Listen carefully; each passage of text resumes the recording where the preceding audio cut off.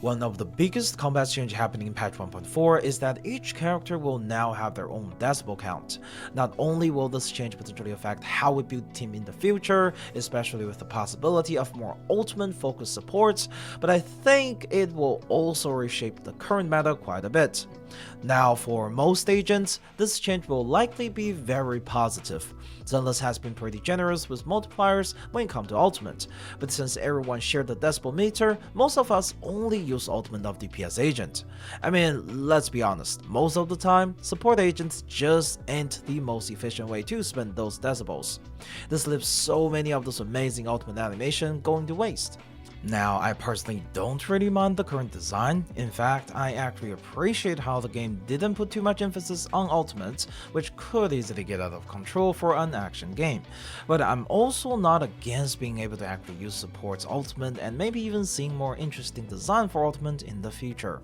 Overall, I think the biggest winner from this change will be the stun and support agent. I mean, I don't think I ever used support agent's ultimate at all, and when it comes to the stun agent, the only time I've used their ultimate is when I'm fighting Nanavi, and even then it's only occasionally. That said, I think the way this change will impact those two groups will be quite different. For stun agent, their ultimate often have very strong stun multipliers, so this will likely be a direct boost to their overall stun efficiency. Out of all the stun agent, I'd say Qingyi is probably going to see the biggest improvement to her stun performance, and the reason I say this is because during the livestream, the dev mentioned off-field agent will only get a portion of the decibel. This means on-field character like Qingyi will likely get their ultimate more often than others. When it comes to support agent, their ultimate often have surprisingly high damage multiplier, even though they are primarily designed for utility and buffs. In fact, I think Rena's ultimate has one of the highest damage multiplier in the game. What's more interesting is how support agents are designed overall. Their chain attack and ultimate often replicate the utility of their EX special, offering similar buff and debuffs and also triggering quick assist. This means their ultimate acts like an upgraded version of EX special.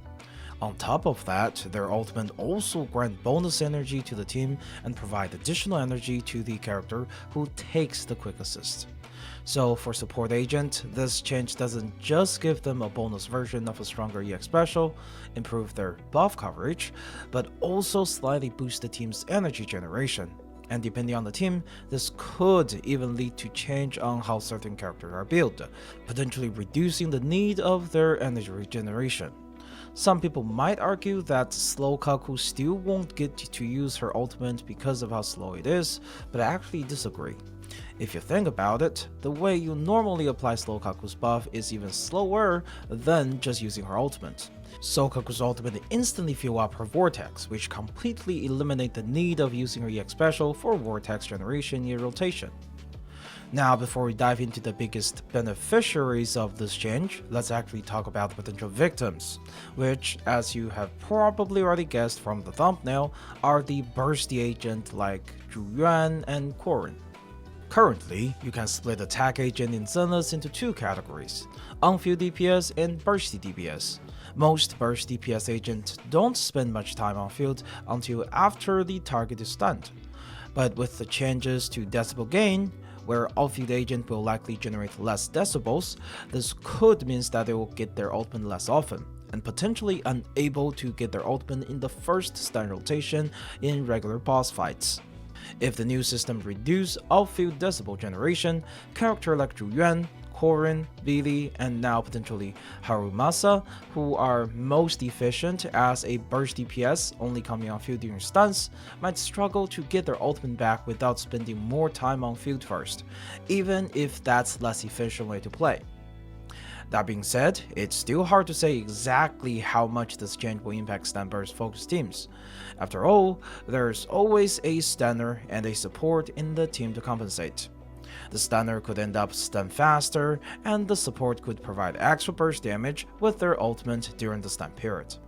Hopefully, the dev have considered this and tuned the balance in some way so that bursty DPS agent can still perform at least as well as before.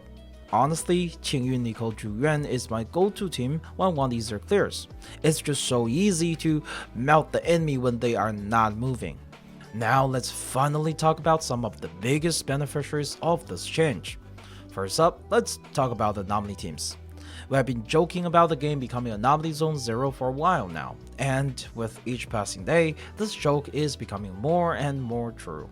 For those of you who played both Anomaly and Attack teams, you might have already noticed something. Anomaly teams tend to get their ultimate back a lot faster. Why is that?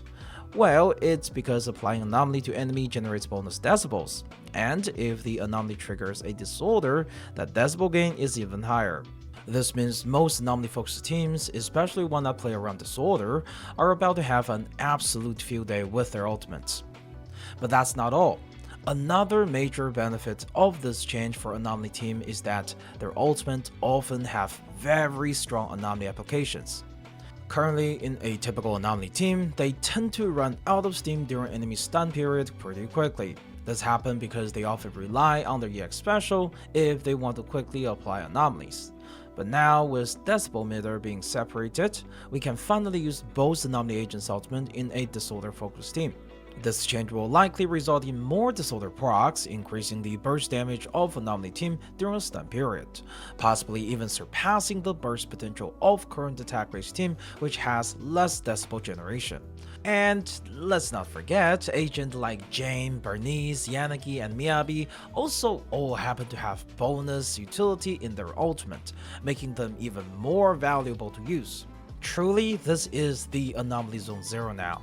Okay, there is one last thing I want to go over regarding this change. Something that isn't tied to any individual character, but instead affect agent who kind of just fall into support architect in general. Now that support agent can actually use their ultimate, it might mean we can just focus on energy regeneration and slapping on the red drive disk set on them anymore. Like I mentioned earlier, the dev have been pretty generous with the damage multiplier on ultimate. Even though support agent don't typically have a lot of crit or damage bonus built into their kit, their ultimate could still deal a considerable amount of damage. Well, at least good enough to make it feel wrong to leave them wearing level 1 drive discs now?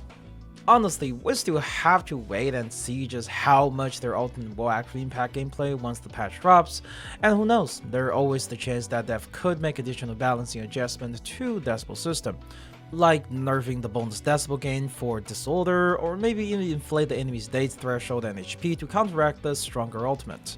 But what do you guys think about the decibel changes? Do you think this is a overall positive improvement, or do you think they could end up breaking Zenless in some way? Let me know your thoughts in the comment down below. Also, don't forget to join my Discord for some giveaways. I'm planning to host a Miyabi Cup with cash prize to celebrate the new patch in collaboration with some other creators. I'm still working out the rules to make it somewhat balanced for both free-to-play and wealth, so it might take a little time, but definitely look forward for that. And as always, this has been SteamedBunX. Thanks for watching, and I'll see you in the next video. Bye!